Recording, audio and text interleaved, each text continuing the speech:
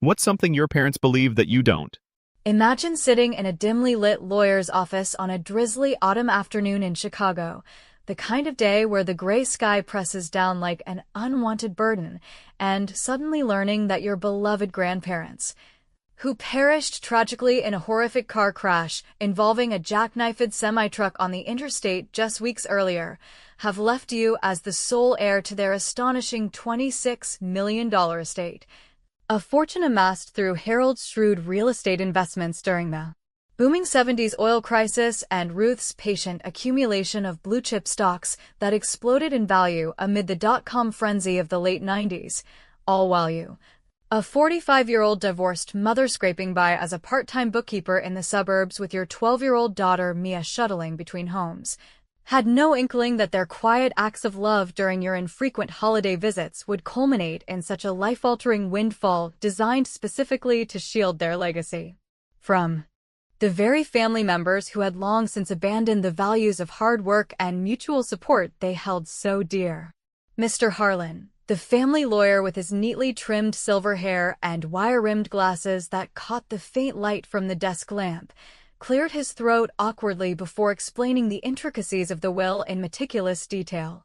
emphasizing how Ruth and Harold had explicitly named me, their only granddaughter who still made the effort to drive up to their lakeside Victorian mansion in Wisconsin every Thanksgiving with homemade pies and stories of Mia's school achievements, as the exclusive beneficiary because they had confided in him over late-night Scotch sessions about their growing disillusionment with the rest of the clan, whose repeated borrowing of funds for failed ventures and lavish lifestyles had eroded their trust to the point where they sought to protect their hard-earned wealth from further exploitation by ensuring it passed directly to someone they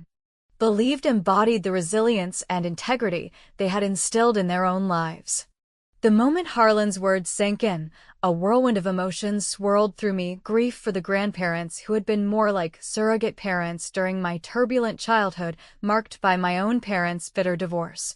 relief at the financial security that could finally lift the constant worry of mounting bills and Mia's future college dreams, and a creeping dread about how this news would ripple through my estranged family like a stone skipped across the choppy waters of Lake Michigan. Because transparency demanded that Harlan notify everyone involved that very afternoon, turning what should have been a private moment of solace into the spark for an inevitable inferno of resentment and demands. Sure enough, within hours of the official reading, my phone began buzzing incessantly with calls and texts from Aunt Linda, Uncle Bob, and their opportunistic offspring. My brother Todd with his perpetual air of entitlement fueled by years of dead-end jobs and bar tabs, cousin Mark who fancied himself a wheeler-dealer in imported gadgets that never quite panned out, Sarah who spent her days gossiping at the local salon, and the rest of the extended brood who had barely acknowledged my existence since my divorce 5 years prior when I turned down their half-hearted offers of support that amounted to little more than pitying pats on the back, all converging on my modest two-bedroom apartment in the working-class outskirts of the city, their vehicles clogging the narrow street as they piled inside uninvited, spilling onto the worn living room carpet with styrofoam coffee cups in hand and eyes already gleaming with calculations of how this windfall might redistribute the scales of their own unfulfilled American dreams.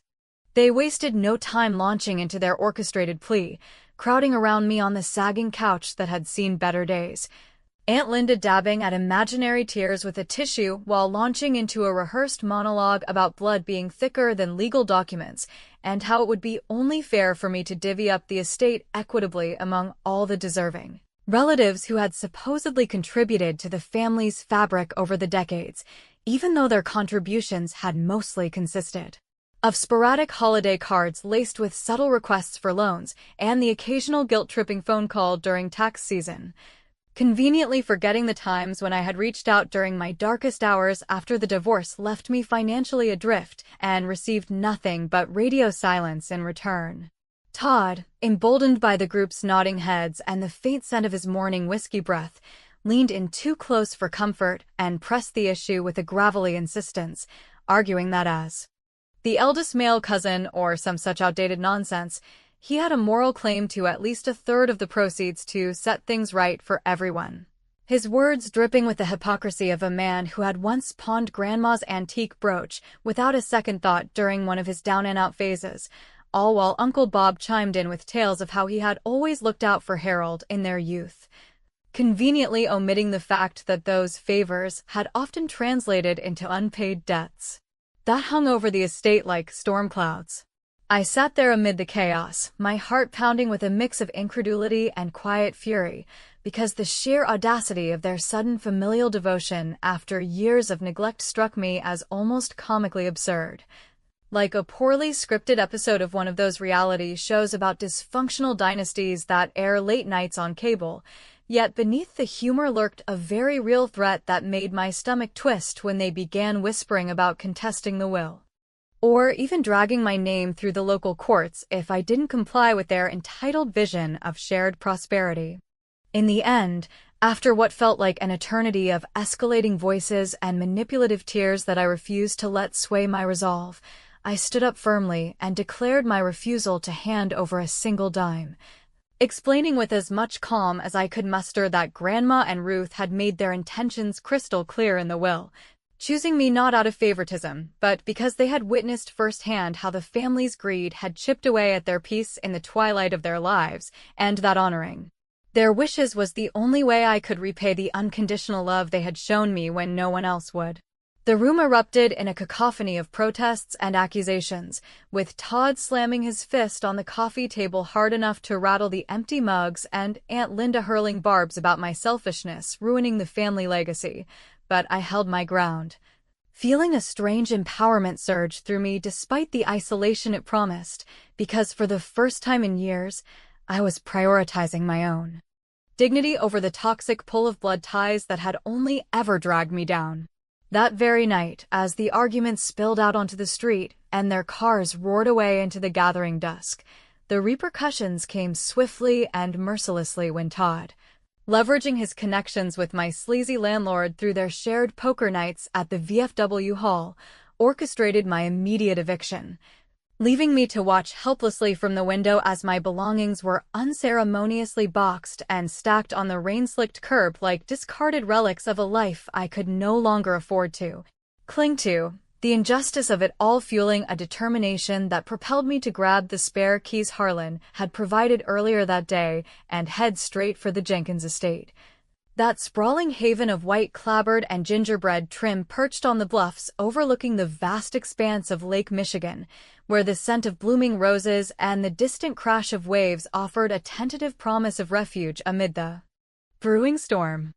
Arriving under the cover of twilight, I unlocked the heavy oak front door with trembling hands, stepping into the familiar embrace of the foyer where polished hardwood floors gleamed softly in the lamplight and the faint aroma of lavender from Grandma's favorite sachets lingered like a comforting whisper from the past, allowing me to momentarily set aside the day's turmoil as I carried my hastily packed duffel bags upstairs to the guest room that had always felt like a second home during those cherished summer escapes from the city's grind. Unpacking slowly, I ran my fingers over the quilted bedspread handmade by Ruth herself during one of her quilting bee afternoons with the local church ladies, vowing silently to transform this inheritance into a stable foundation for Mia and me, free from the shadows of financial insecurity that had haunted our days for so long, even as a nagging voice in the back of my mind warned that my family's wounded pride would not yield so easily to a single act of defiance. Exhausted yet resolute, I finally slipped under the covers in the four-poster bed that overlooked the moonlit gardens, the house settling around me with its familiar creaks and sighs, but just as sleep began to claim me in the quiet hours past midnight,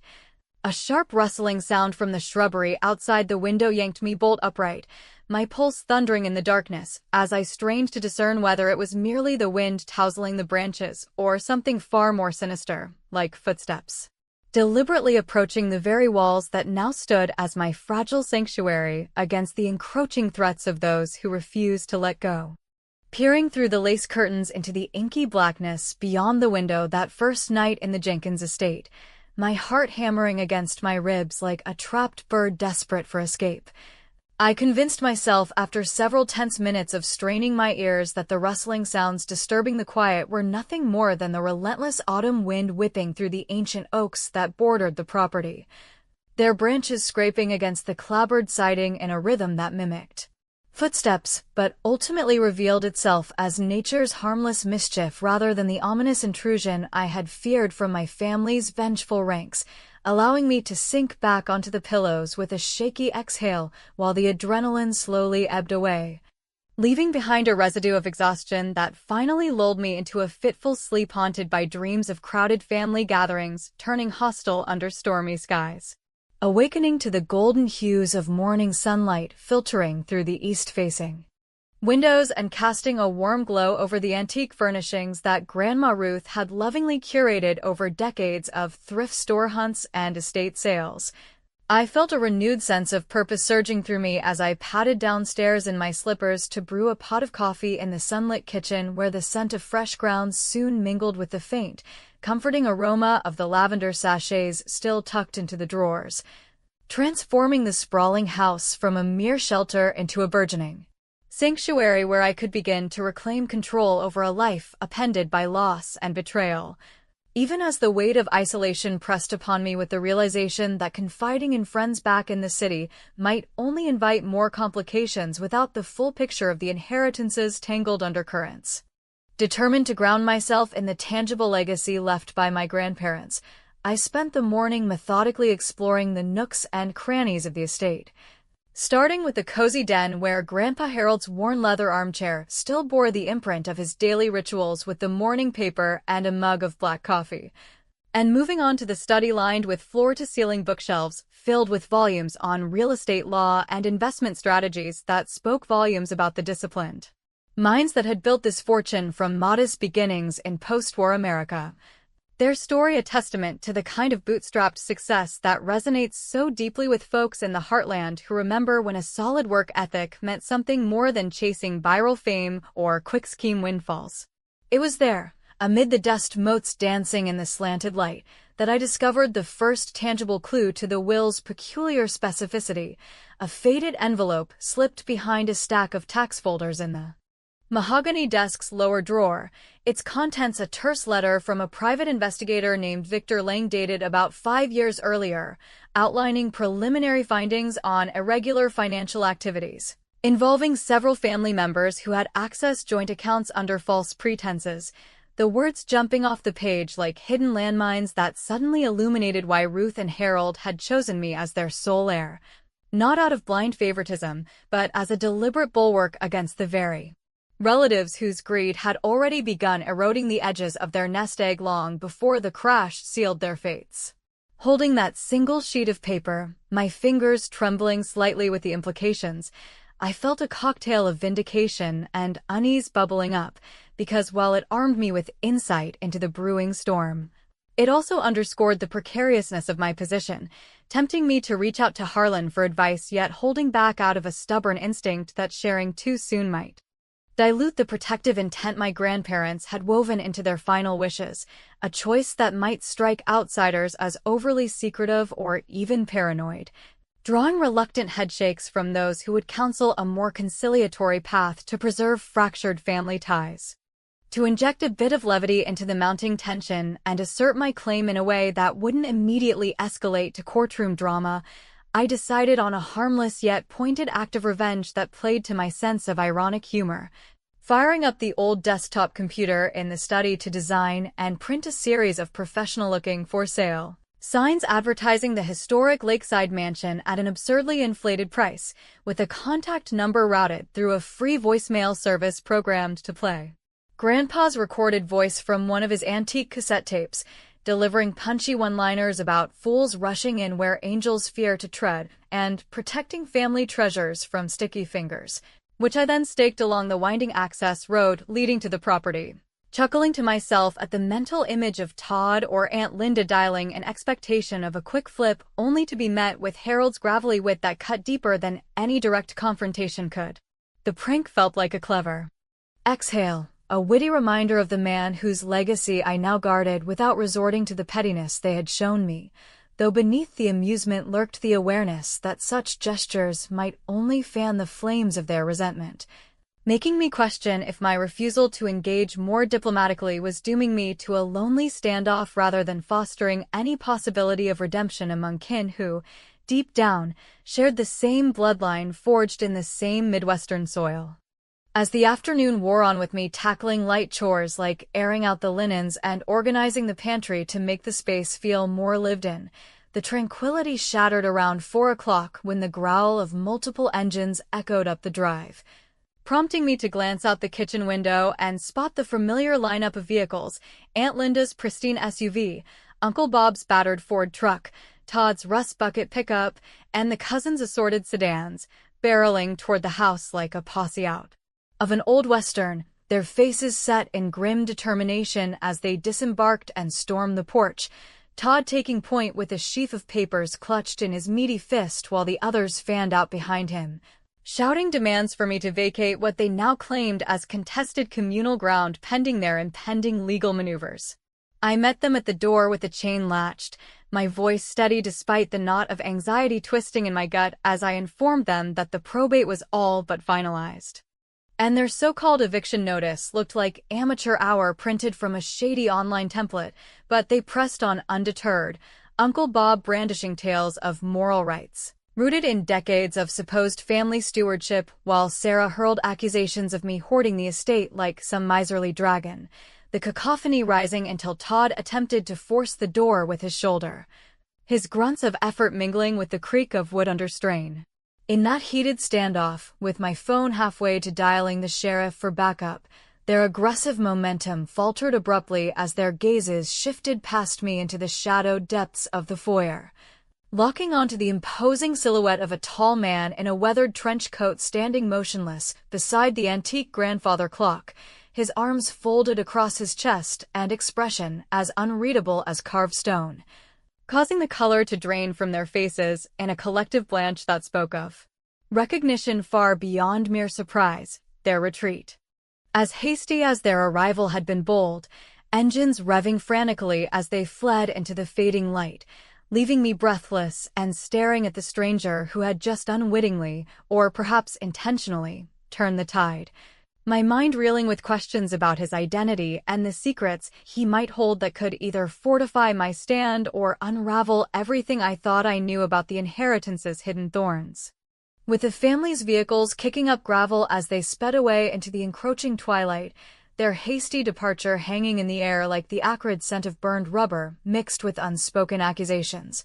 I unlatched the front door and stepped back into the foyer where the mysterious figure in the trench coat remained rooted beside the grandfather clock, his presence now illuminated by the soft glow of the hallway sconces that cast elongated shadows across the Persian rug, prompting me to demand an explanation in a voice steadier than I felt as my mind raced through possibilities ranging from a concerned neighbor to some hired muscle Harlan might have dispatched without telling me, only for him to extend a calloused hand and introduce himself as Victor Lang,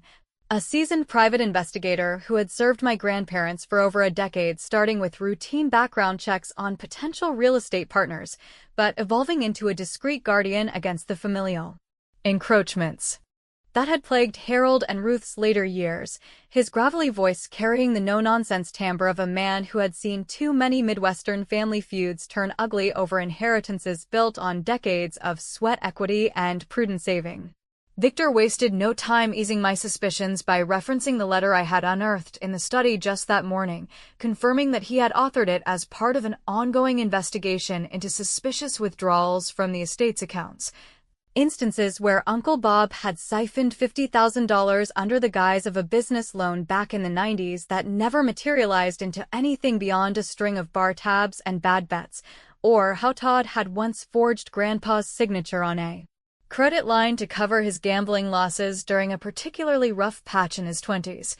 all of which had eroded the couple's faith in their blood relatives to the extent that they had instructed Victor to monitor the property posthumously and intervene if the wolves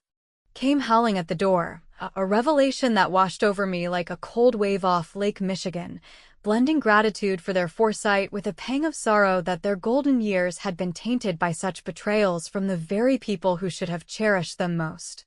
inviting Victor into the warmly lit kitchen where the remnants of my earlier prank planning session still cluttered the table with printed signs and coffee mugs. I poured him a steaming cup from the percolator while he settled into one of Grandma's ladder-back chairs, his trench coat draped over the backrest revealing a frame honed by years of fieldwork rather than desk-bound drudgery. And as we talked through the steam rising from our drinks, he sketched out the broader contours of the family's financial misdeeds without overwhelming me with legalese, explaining how Cousin Mark's so-called import business had funneled irregular transfers to offshore accounts that smelled of money laundering tied to dubious gadget deals, and how Aunt Linda had quietly dipped into joint funds for her salon expansions that never quite balanced the books, all patterns that Harold had confided in Victor during late-night strategy sessions by the den fireplace, where the investigator had become more confidant than contractor, advising on ways to fortify the estate's protections like setting up irrevocable trusts and digital safeguards long before the will's final drafting. Listening to this unfolding narrative, I felt a deepening uncertainty about my own role in the drama, because while allying with Victor seemed like a pragmatic shield against the escalating threats, it also isolated me further from any semblance of reconciliation. A choice that might draw judgmental glances from those who would argue I was being too hasty in painting my entire family as villains when a mediated family meeting or even a modest settlement could potentially mend fences without drudging up old wounds, yet the fresh memory of their eviction ploy and door-pounding aggression made such optimism feel as naive as trusting a fox to guard the henhouse, leaving me to wonder if my stubborn adherence to the will's intent was empowering or just a recipe for prolonged solitude in this echoing mansion. The days that followed blurred into a tense rhythm of guarded normalcy, with me venturing into the nearby town for essentials like fresh produce from the farmer's market and hardware store runs for additional locks, always sensing the weight of watchful eyes from locals who had undoubtedly heard whispers through the family grapevine about the inheritance squabble, while Victor methodically combed through the study's archives in search of more concrete evidence, unearthing bank statements and correspondence that painted an even grimmer picture of the embezzlement scope, totaling well over $1 million pilfered incrementally over 15 years through a web of excuses ranging from emergencies to investments that benefited no one but the perpetrators themselves, each discovery chipping away at the idealized memories I held of childhood gatherings around the holiday table where laughter once drowned out the undercurrents of resentment. To counter the growing pressure without descending into outright warfare, I crafted a subtle yet satisfying revenge through an anonymous post on the community's online forum, a platform buzzing with neighborhood chatter about everything from school fundraisers to property disputes, where I spun a fictionalized account of a greedy clan contesting a beloved elder's will over a picturesque lakeside home, lacing it with satirical asides about golfing landlords pulling eviction strings and cousins with sticky fingers eyeing the silverware, details veiled enough to avoid libel but pointed enough to have readers speculating wildly and my relatives squirming at the gas station or diner counter, their discomfort evident in the barrage of passive-aggressive texts Todd fired off demanding to know if I was behind the smear campaign, to which I replied with a single emoji-free quip about truth being stranger than fiction. A light-hearted jab that brought a wry smile to my face amid the absurdity of it all, even as it underscored how my witty deflections might only prolong the conflict rather than resolve it, tempting me to question if a more direct confrontation would serve better than these shadow games. Yet the fragile equilibrium shattered irrevocably one stormy evening when thunder rattled the windows and rain lashed the roof like an unrelenting accusation. As I heard the unmistakable shatter of glass from the attached garage where Grandpa's tools and mementos were stored, propelling me to grab a flashlight and rush out into the downpour with Victor close behind, our beams cutting through the sheets of water to illuminate a hooded intruder rifling through the workbench drawers before snatching a small metal lockbox etched with the Jenkins family crest and bolting toward the treeline, the figure's silhouette matching Sarah's lithe build despite the obscuring cloak, her escape swallowed by the woods as lightning forked overhead. Reviewing the grainy footage from the newly installed security cameras later that night in the dry warmth of the den, with towels draped over our shoulders and hot tea steaming on the side tables, Victor confirmed the theft's significance, noting that the box contained duplicate affidavits and keys to safety deposit boxes holding irrefutable proof of the family's fraud, evidence that could dismantle their lawsuit if recovered. But as the storm raged on outside, mirroring the turmoil within, I stared at the empty workbench spot on the monitor, my mind swirling with dread over what other shadows this intrusion might unleash. Pulse quickening at Victor's urgent phone buzz, signaling an incoming lead that hinted at deeper entanglements yet to surface from the past's murky depths. As the storm's fury gradually subsided into a steady patter against the estate's slate roof late that turbulent night, Victor and I huddled over his smartphone in the dimly lit den where the flickering fireplace cast dancing shadows on the walls adorned with Grandpa Harold's framed maps of his early real estate conquests. The incoming tip on his screen revealing a contact from an old banking associate who had flagged unusual activity in one of Cousin Mark's accounts just days before the crash, suggesting not only embezzlement but potential forgery on documents that had allowed the family to access estate funds under false pretenses dating back to the early 2000s, when Ruth's health scare prompted them to help with medical bills that mysteriously ballooned into personal indulgences like Aunt Linda's luxury cruises and Uncle Bob's golf club memberships. A web of deceit that Victor believed the stolen lockbox could have corroborated if Sarah hadn't swiped it in her desperate midnight raid, leaving us both staring at the glowing device with a mix of frustration and resolve as he pocketed it and assured me that duplicates existed in a secure off-site vault, though retrieving them would require navigating a labyrinth of legal hurdles that might expose me to even greater retaliation from kin who now viewed the inheritance as a battlefield rather than a birthright. The revelation deepened the uncertainty gnawing at my core, because while these tangled lies painted my family in increasingly unforgiving strokes, they also forced me to confront the uncomfortable truth that pursuing full exposure could shatter any lingering illusions of unity forever, a dilemma that might elicit sympathetic eye rolls from observers who would whisper that I was being unreasonably unyielding by not offering a compromise like funding a family trust for the younger cousins to avoid dragging everyone through the scandalous muck. Yet the sting of their break-in fresh in my mind made such gestures feel like rewarding betrayal with a golden handshake, compelling me to lean harder on Victor's counsel even as a quiet voice wondered if my deepening alliance with this outsider was eroding the very family bonds I claimed to protect. The following morning brought a deceptive calm with sunlight glinting off the rain-washed lake visible from the breakfast nook, where I sipped chamomile tea while sifting through the morning mail that included a terse notice from the county clerk about the family's countersuit alleging undue influence in the will's drafting, their lawyers spinning a narrative of my manipulative visits, swaying Harold and Ruth in their vulnerability, a baseless accusation that nonetheless sowed seeds of doubt about the estate's stability and tempted me to second-guess my refusal to settle out of court for a fraction of the fortune just to reclaim some semblance of peace. To push back against this latest salvo without resorting to the blunt force of lawsuits that could drain resources and emotions alike, I devised a more insidious form of revenge by composing an anonymous tip letter to the Wisconsin Gazette, the local rag known for its dogged coverage of community scandals from zoning disputes to small-town corruption, detailing vague yet incriminating specifics drawn from Victor's files such as the dates and approximate sums of those forged transfers tied to Mark's import schemes and Todd's gambling cover-ups, phrasing it as a concerned citizen's whistleblow on estate mismanagement by insiders, complete with a satirical footnote about how some folks treat family silver as their personal piggy bank, which I mailed from a distant post office to preserve deniability, chuckling inwardly at the impending uproar it would unleash like a hornet's nest disturbed during a picnic, a witty strike that satisfied my urge for justice while keeping my hands technically clean.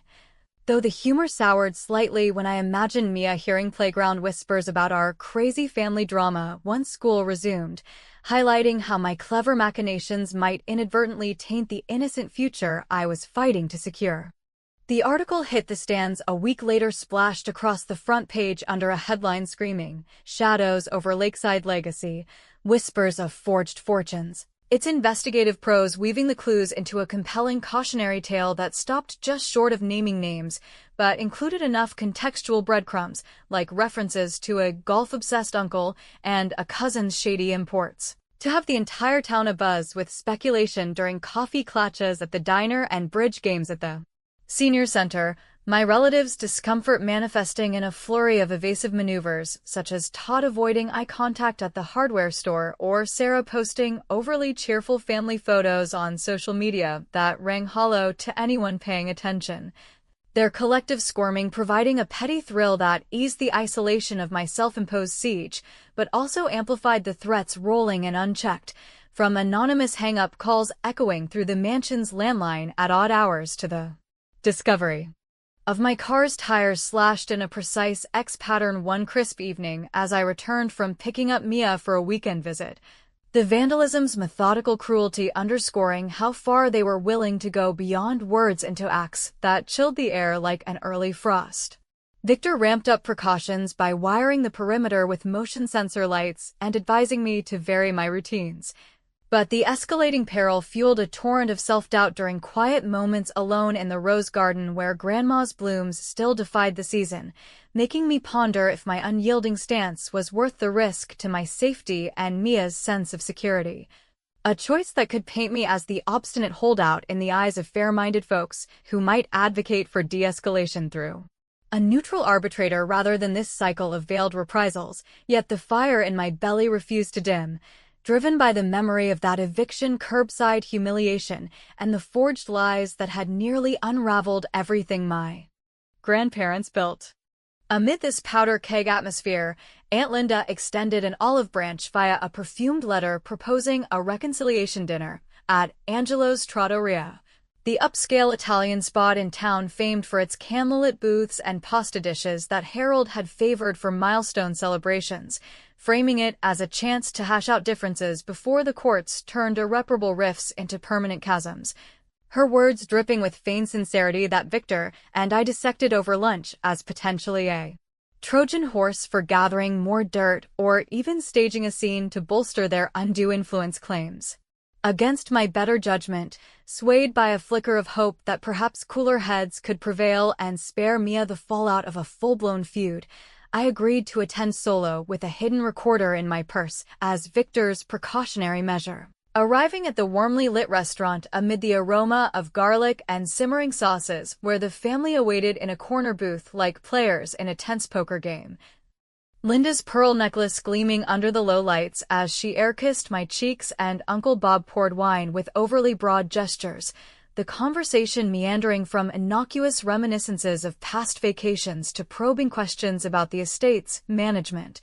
their facades cracking just enough to reveal underlying barbs like Todd's muttered aside about how some people get lucky with wills but not with backing down, until Sarah, emboldened by her second glass of Chianti, leaned across the table with a smile that didn't reach her eyes and slipped a veiled threat about uncovering your own buried secrets from that divorce mess if you keep pushing the solo act, her words hanging in the air like smoke from an unlit cigarette,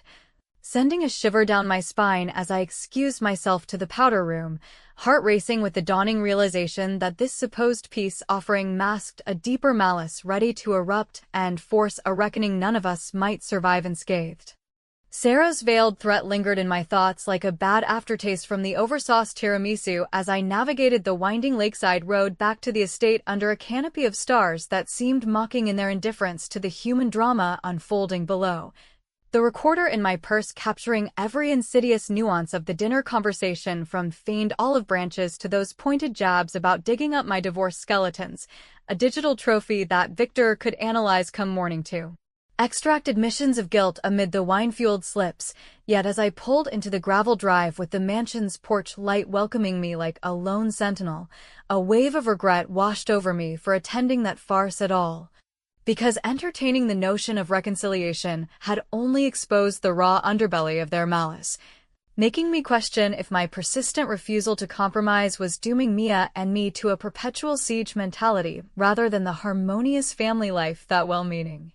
acquaintances might urge me to pursue through therapy sessions or mediated buyouts, a path that could preserve some semblance of blood ties without the exhaustive toll of endless vendettas. Victor met me at the door with his usual stoic vigilance, trench coat slung over his arm as he ushered me inside to the study, where stacks of freshly printed transcripts and affidavits covered the desk like pieces in a high-stakes chess match. And over mugs of decaf in the adjacent den, he dissected the audio with clinical precision, highlighting Todd's grumbled reference to settling old scores quietly as potential leverage for countering their undue influence suit while cautioning that full disclosure might invite retaliation in forms subtler than slashed tires, such as anonymous tips to child services questioning my fitness as a mother amid the stress. A prospect that twisted my gut with fresh uncertainty about whether allying so deeply with this investigator was safeguarding the legacy or just trading one set of familial wolves for a solitary fortress of my own making. The next afternoon dawned with an unseasonal humidity that clung to the air like unspoken accusations, building toward the inevitable confrontation when the roar of engines shattered the midday quiet. A convoy of familiar vehicles storming up the drive in a display of bravado that belied their desperation. Disgorging my relatives onto the manicured lawn with Uncle Bob at the forefront clutching what appeared to be freshly stamped court orders from a sympathetic judge in their pocket, Todd barking orders to a hired locksmith who fiddled with his toolkit while Aunt Linda and the cousins positioned themselves like flanks in a tactical advance, their collective shouts demanding immediate access to inspect family assets, under the guise of temporary guardianship pending the suit's resolution. A blatant overreach that Harlan had warned me about in a frantic morning call, confirming it as a procedural bluff designed to create facts on the ground before proper appeals could kick in. I positioned myself in the foyer with the heavy oak door cracked open just enough to converse without inviting a breach, my voice projecting a calm authority honed from years of solo parenting through crises, informing them that any such orders were premature and subject to immediate challenge, but they surged forward undeterred, Todd's bulk testing the doorframe as Sarah jeered about my delusions of grandeur in a house too big for one stubborn woman, the tension coiling tighter with each exchanged barb until Victor emerged from the shadows of the adjacent hallway, no longer the enigmatic silhouette, but a commanding presence in a tailored suit that accentuated his authoritative stance, folder in hand as he interjected with a resonant tone that cut through the clamor like a judge's gavel, commanding their attention by announcing himself not as an intruder, but as the longtime fiduciary agent retained by Harold and Ruth to unearth the very deceptions they now sought to bury.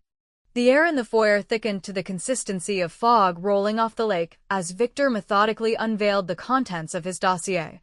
starting with the duplicate affidavits from the stolen lockbox that detailed the family's systematic embezzlement totaling $2 million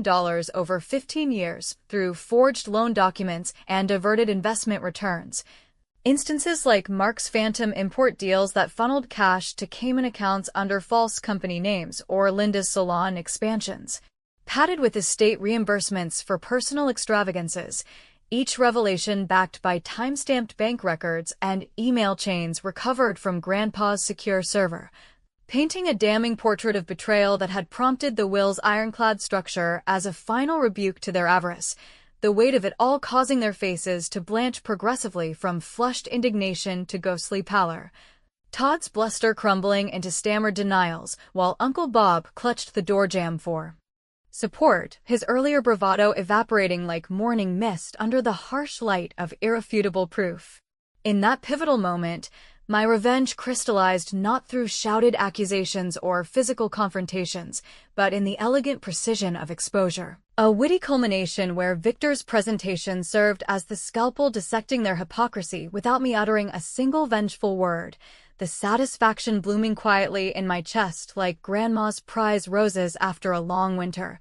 even as an undercurrent of sorrow tempered the triumph, because witnessing their unraveling evoked echoes of the flawed but once beloved kin from my youth, Dilemmas that might frustrate onlookers who could decry my choices as merciless for not extending a lifeline like restitution in exchange for silence. Choices that prolonged the agony rather than opting for the cleaner cut of disinheritance without the spectacle. Harlan arrived shortly thereafter with a squad car in tow, his arrival sealing the eviction attempt's failure as he served fresh restraining orders and initiated proceedings to dismiss their suit on grounds of fraud.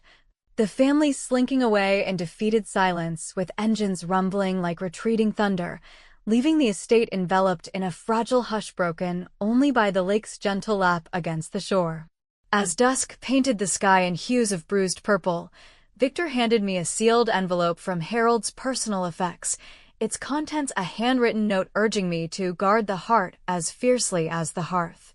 For some shadows linger even after the light breaks through, words that resonated with profound ambiguity as I tucked it away, pondering whether their pale-faced retreat marked true capitulation or the prelude to subtler machinations like character assassinations in town circles or appeals to Mia's sympathies in the coming months. Life edged forward with tentative normalcy. Mia's laughter filling the rooms during her extended summer stay as we planned modest renovations to honor the past while building our future, the $26 million windfall transforming from a curse into a canvas for stability.